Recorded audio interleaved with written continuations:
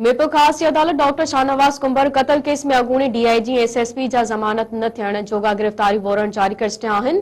Case जे फ़रियादी वकीलनि FIA जी जांच ते बेइतमादी ज़ाहिर कंदे अदालती जांच जो मुतालबो कयो आहे।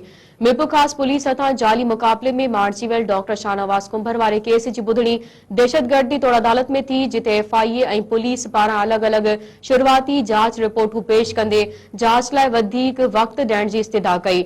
ॿुधणी दौरान जवाबदार धुर जे वकीलनि एतराज़ वारियो त साॻई केस जूं 2 एफआईआर दाख़िल थियण वारे मामले खे हाई कोर्ट में चैलेंज कयो वियो आहे, जंहिं जी ॿुधणी 16 डिसंबर ते रखी वई आहे, जंहिं बाद अदालत केस जी ॿुधणी 18 डिसंबर ताईं मुलतवी करे छॾी।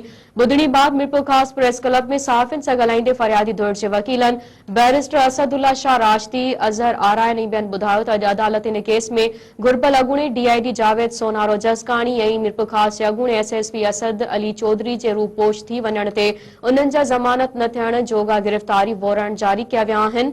हिननि वधीक चयो त एफआईए वारनि अॼु जेका अदालत में रिपोर्ट पेश कई, असां उन बाबति सवाल उथियारिया ऐं पुछियो त केस में जेके बि जवाबदार आहिनि उन्हनि जूं सीसीटीवियूं किथे आहिनि ऐं जवाबदारनि जो मोबाइल फोन किथे आहिनि, जंहिं ते कुझु अहिड़ा मोबाइल पेश कया विया जेके असल मोबाइल न पर ॿिया नवां मोबाइल हुआ, जेके केस दौरान इस्तेमाल ई न थिया हुआ ऐं उहे खुदि हिकु फ्रॉड आहे ऐं उन खिलाफ़ बि केस दाख़िल थी सघे थो।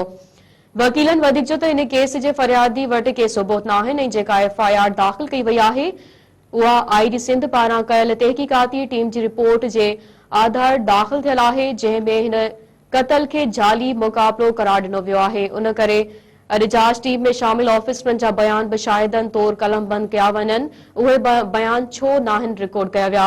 वकीलनि वधीक चयो त असां नथा चाहियूं त इन केस में को बि ॾोही मौलवी या पुलिस एहलकार मुलविस करार ॾिनो वञे। उन करे इन वक़्त ताईं एफआईए जेका जांच कई आहे, असां उन मां मुतमिन न आहियूं। लॻे पियो त जांच कंदड़ एहलकारनि में उहा अहलियत ई नाहे। उन करे सिंध हुकूमत हाई कोर्ट चीफ जस्टिस खां जांच कराई।